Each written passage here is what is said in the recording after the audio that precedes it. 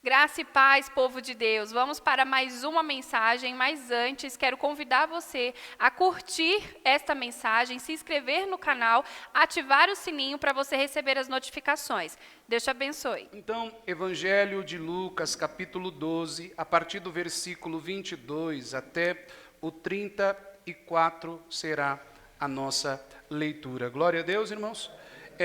O tema do sermão de hoje é o Evangelho Gourmet. Nós estamos aí até ao final deste ano, Deus assim nos permitindo, trazendo sermões temáticos, pois a partir de janeiro, se Deus assim nos permitir, nós vamos entrar na pregação expositiva no livro de Jonas. Amém, irmãos? A partir de janeiro, no primeiro domingo de janeiro, Deus assim nos permitindo, nós vamos entrar numa série de sermões no livro de Jonas. Então, até o final do ano agora, nós vamos nos sermões temáticos, Deus assim nos permitindo. Glória a Deus. Então, o nome do sermão de hoje é o Evangelho Gourmet. O que é essa palavra gourmet? Essa palavra gourmet, irmãos, vem do francês. É algo melhorado e uma coisa mais sofisticada para o paladar das pessoas no tocante à alimentação, por exemplo. Hoje essa palavra gourmet já estão se falando para outras coisas, mas no início ela foi muito usada concernente à culinária. Então, para que você entenda melhor, deixa eu te explicar. Você vai no supermercado hoje, ainda você compra uma caixinha com vários hambúrgueres lá dentro, às vezes 13 ou 15 hambúrgueres. Carne moída, processada ali, congelada. Aquilo ali chama hambúrguer. Mas hoje já tem um hambúrguer gourmet. O hambúrguer gourmet, que aí você pode comer o hambúrguer de picanha, o hambúrguer de costela, o hambúrguer, tem os hambúrgueres vegetarianos, tem várias coisas, e eles dão o nome de gourmet. Porque eles colocam algumas carnes diferentes, misturam carne suína com carne bovina, e aí dá o nome de gourmet. E aí sai um pouco mais caro, As pessoas podem aumentar um pouco o preço, e aí dá aquela impressão e aquele entendimento de que é uma coisa mais sofisticada e que isso é melhor. Então, o termo gourmet hoje, que nós vamos usar no nosso sermão de hoje, será para que nós possamos entender, irmãos, que o evangelho verdadeiro, ele continua sendo simples. O evangelho verdadeiro, ele ainda continua sem precisar de nenhum adendo nosso.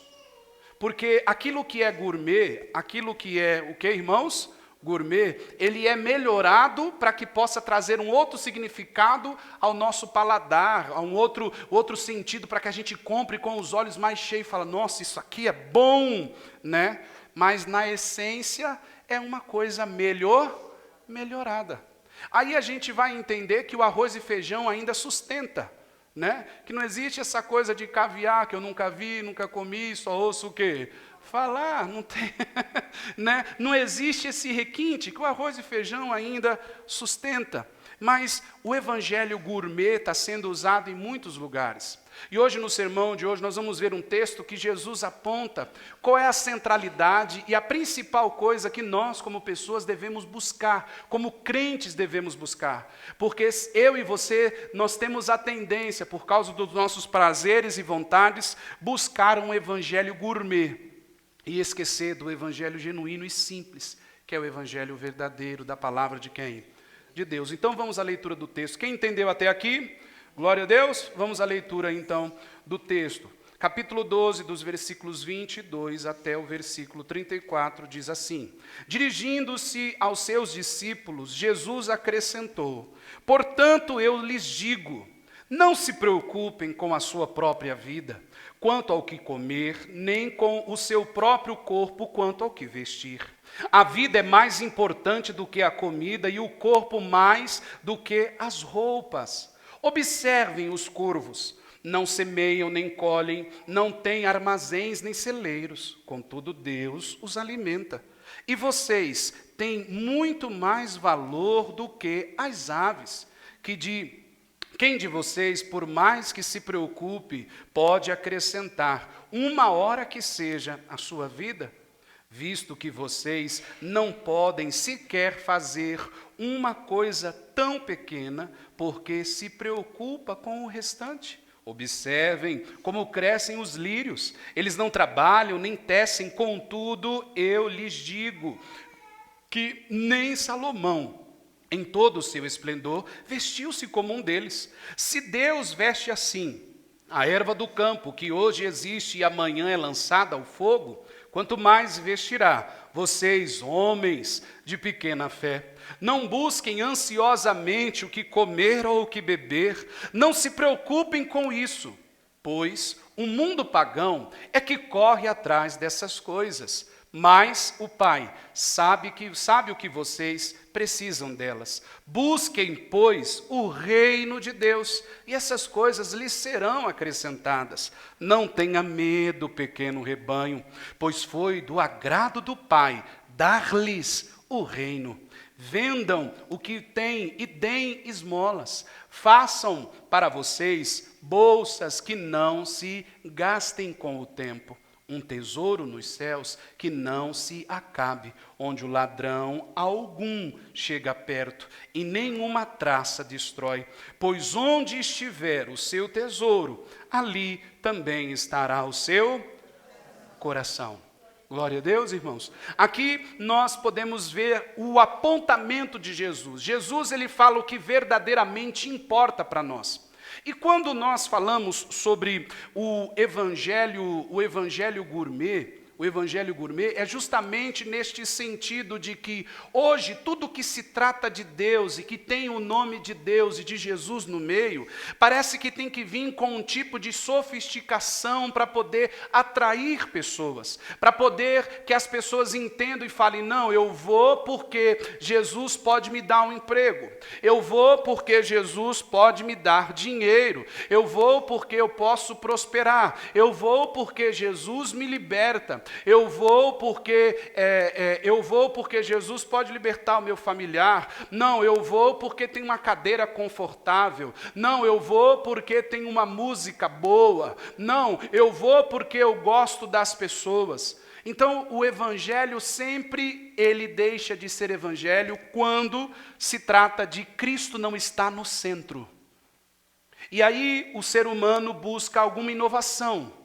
Busca alguma coisa para correr e buscar a quem, irmãos? A Deus, mas sempre o chamariz dele, o chamariz dela é algum atrativo. E por isso o evangelho gourmet tem crescido em muitos lugares. O evangelho tem o quê, irmãos? Crescido em muitos lugares. O evangelho gourmet, irmãos, tira Cristo Jesus do centro e coloca o ser humano no centro. Por que isso acontece? O evangelho gourmet tira Jesus Cristo do centro e coloca o homem. Porque vem em primeiro lugar as minhas vontades. O Jesus que se apresenta em muitos lugares é o Jesus que pode fazer tudo na sua vida e que cura, e que liberta, que transforma, e isso não é mentira. Mas o evangelho me ensina e te ensina que Jesus Cristo, ele é a salvação, ele é o maior tesouro das nossas vidas. E isso não é ensinado. E isso é colocado de lado para trazer um evangelho gourmet para a gente.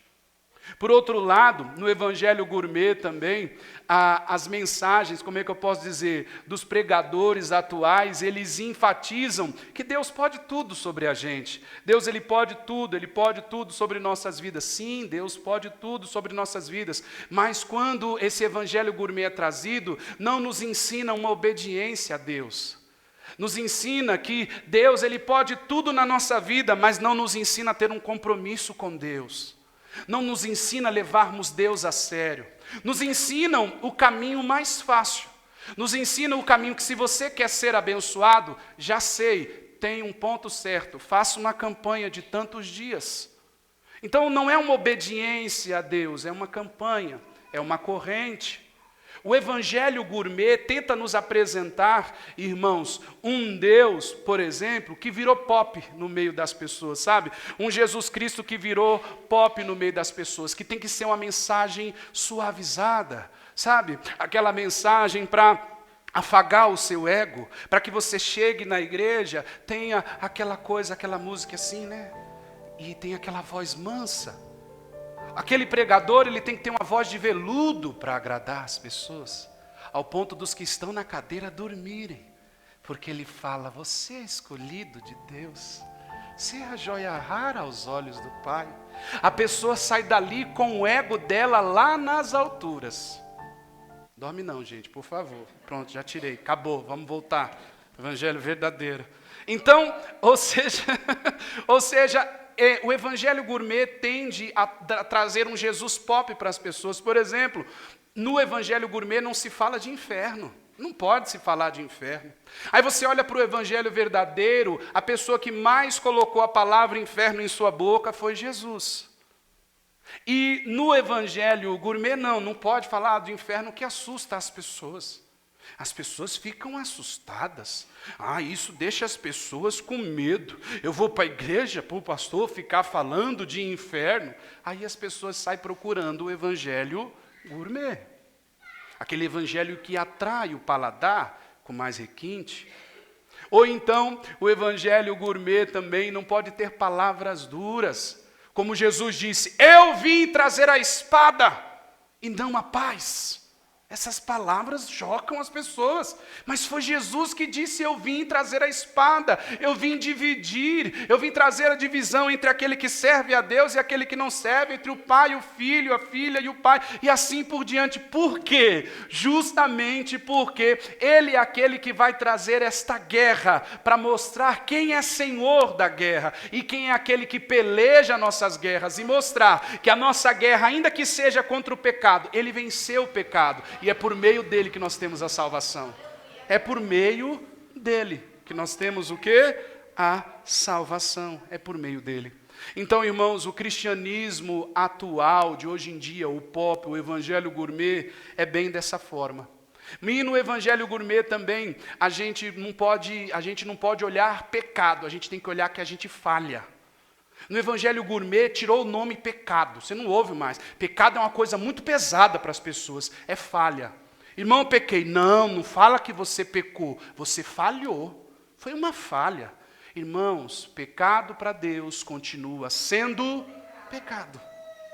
Não é eu falar, não é você falar que foi uma falha que vai ser suavizado.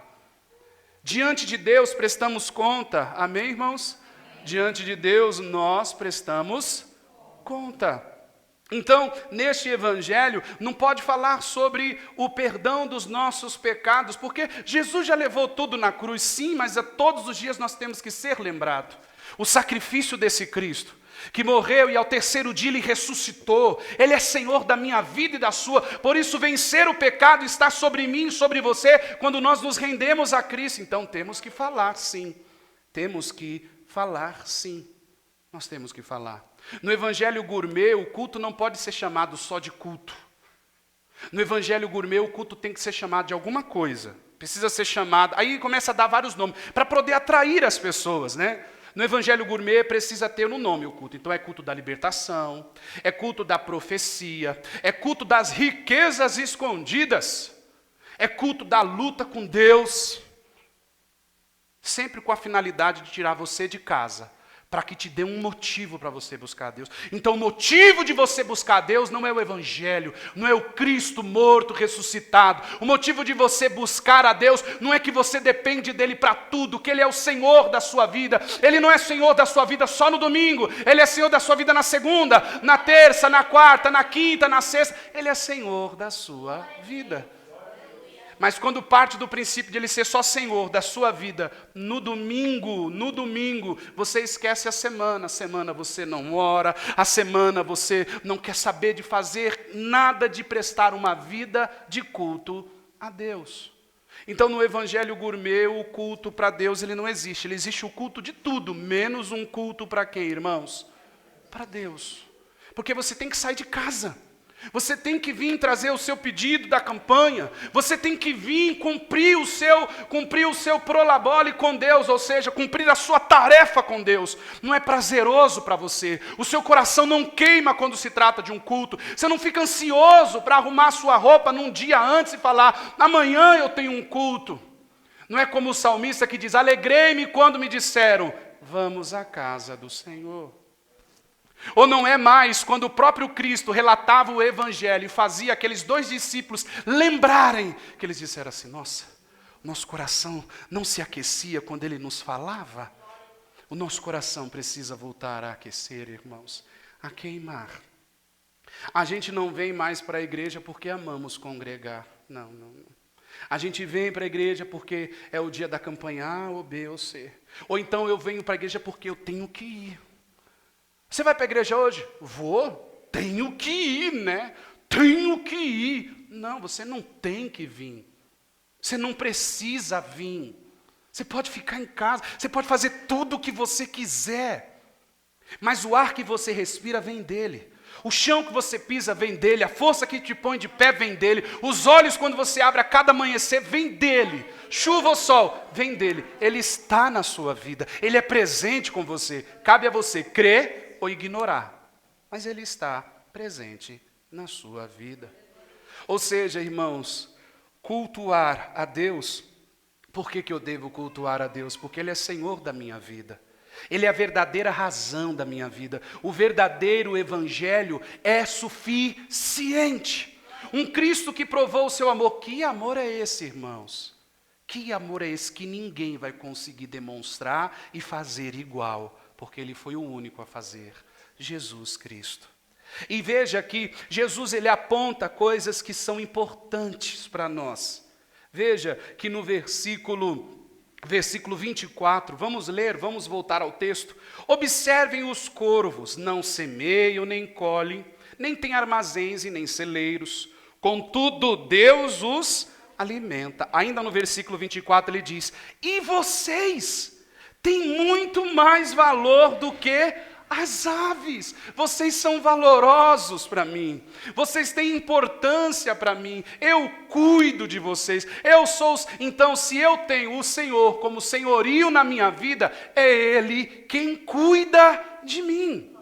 Mas aí você diz, pastor, o que tem a ver esse texto? Porque Jesus está falando sobre as preocupações da vida. Meu irmão, me diga qual foi a pessoa que entrou numa igreja sem uma preocupação da vida. Todos nós que viemos a Cristo, viemos por alguma preocupação da vida. Se eu pedir aqui e perguntar, quem chegou diante de Deus doente? Você vai falar. Quem chegou diante de Deus com problema financeiro? Você vai levantar a mão. Quem veio para a igreja porque estava sofrendo com isso, estava sofrendo com aquilo? Todos nós viemos a Cristo por algum motivo. Todos nós. E muitas das vezes a gente continua nesse mesmo atrativo. A gente continua diante do Senhor, não porque Ele é Senhor da minha vida. Eu continuo diante dEle porque Ele pode me dar um emprego. Que Ele pode prosperar, que Ele pode me dar sabedoria para ganhar mais dinheiro, ou que Ele pode me curar, ou que eu oro para Ele cuidar do meu filho, cuidar da minha filha. Eu venho para a igreja porque só Deus pode fazer o que eu preciso. Eu não venho porque Ele é Senhor da minha vida. Eu não venho porque Ele é Senhor da minha vida. Por isso que o evangelho gourmet, irmãos, ele é mais atrativo. Porque o evangelho gourmet, ele oferece o que você precisa. O evangelho gourmet, ele oferece o que você, irmãos? Ele oferece o que você precisa. As pessoas vão mais às igrejas para buscar e conquistar as coisas que nesse mundo são passageiras. Sem o entendimento daquilo que é eterno. Levava minha mãe numa consulta essa semana e numa rádio que eu sintonizei eu ouvia uns pregadores, vários pregadores e cada um dizendo algumas coisas e do momento que eu fiquei escutando, eu juro que eu fiquei 1 hora ouvindo e a todo momento eles falavam, venha a tal dia, porque o pregador fulano de tal tem 7 chaves que ele vai estar te entregando. No domingo próximo vai ser a 3ª chave que ele vai te entregar. E essa chave vai mudar a sua vida. Essa chave vai fazer você entender, enfrentar as lutas de uma forma diferente, conquistar no meio de um mundo tão difícil, no meio de uma situação tão caótica que vivemos. Venha que ele vai entregar para você isso. Nessa 1 hora, eu não ouvi dizer que Jesus salva. Eu não ouvi dizer que Jesus é o caminho, a verdade e a vida. Mas estavam apresentando para as pessoas aquilo que elas querem ouvir. Irmão, quem não quer alguém para resolver os seus problemas? Quem tem problema aqui, igreja? Dorme não, pelo amor do Espírito Santo. Quem tem problema, Você quer alguém para resolver esses problemas? Eu quero, não quero só um não, quero 10, eu quero 20. Vem para resolver, porque eu tenho muitos para resolver. Mas é esse Jesus que apresentam para as pessoas. Não é um Jesus que é o Senhor da minha vida. Não é um Jesus que não precisa do seu dinheiro. Não é um Jesus que não precisa da sua casa, do seu carro. Não. É sempre um Jesus que você tem que fazer alguma coisa. É um Jesus fraquinho, que se você não fizer alguma coisa, ele não faz nada por você. Que se você não for no monte 3 vezes, que você não se fizer a campanha das 3 dias, do sei quanto, Jesus não faz nada por você. É um Jesus fraquinho que apresentam para você. É um Jesus fraquinho. É um Jesus o quê, irmãos? É um Jesus fraquinho. É um Jesus fraquinho. É um Jesus o quê, irmãos? O Evangelho Gourmet me apresenta que eu posso ir para a igreja porque tem um cantor A, um cantor B que vai cantar naquele culto. Então eu vou. Então eu vou porque não é Cristo que é o senhorio. Eu vou porque o cantor A, o cantor B vai cantar naquele culto. O Evangelho Gourmet me apresenta que eu tenho que ir porque o pregador fulano de tal vai estar lá. É aquele pregador que vai revelar, é aquele pregador que quando fala, que quando faz, ele é isso, ele é aquilo. Então o Evangelho Gourmet sempre me apresenta um atrativo para mim buscar ao Senhor. Irmãos, quando eu entendo que Ele é o Senhor da minha vida, as preocupações da vida vão ficar de lado. Porque se eu entendo que Ele é o Senhor da minha vida e da sua, Ele fica no centro. Então no centro da minha vida e da sua está Jesus. E é dele que liga todas as coisas que eu preciso. Então minha maior devoção, meu maior querer é Ele. É Ele. E aí tudo na minha vida é direcionado, mas tudo passa por Ele. Tudo é por Ele, para Ele, por meio dEle, são todas as coisas, como a palavra do Senhor diz. Aí, irmãos, na contramão de todo o Evangelho gourmet, existe o Evangelho verdadeiro. E o Evangelho verdadeiro me aponta e te aponta para isso aqui. Versículo 32, vamos ao texto. Versículo 30. Pois o pagão, os pagões do mundo, né? Eles que correm atrás dessas coisas. O que comer, o que vestir. Então pastor, a partir de segunda-feira eu não trabalho mais. Não é isso que nós estamos dizendo. Nós estamos dizendo que a centralidade da minha vida e da sua não é essa. Olha o que é a centralidade. Pois o mundo pagão é que corre atrás dessas coisas. Mas o Pai sabe que vocês o quê? Precisam delas. Então, irmãos, não é eu fazer a campanha A ou B ou C que vai mostrar para o Pai que eu preciso. Ele conhece você, Ele sabe quem é você. Irmãos, Jesus sabe quem somos. Chegou uma multidão atrás de Jesus. Por isso você não deve como é que eu posso dizer, se luxar ou se vangloriar com uma igreja cheia ou vazia. Porque o Evangelho verdadeiro ele é diferente. Jesus viu uma multidão vindo. Quando Jesus viu aquela multidão ao redor dele, Jesus ficou feliz da vida. Glória a Deus, né? Ele ficou feliz da vida? Não. Ele olhou para a multidão, ele podia ficar feliz e falar, caramba, tem uma multidão vindo, glória a Deus, aleluia. Não, ele disse, já sei porque vocês estão aqui. Vocês estão aqui porque eu multipliquei pães e peixes ontem, por isso que vocês estão aqui, né? Em outras palavras, vocês estão aqui porque vocês querem comer pão de graça, peixe de graça, por isso vocês estão aqui. Vocês não estão aqui por causa de mim, por causa de quem eu sou.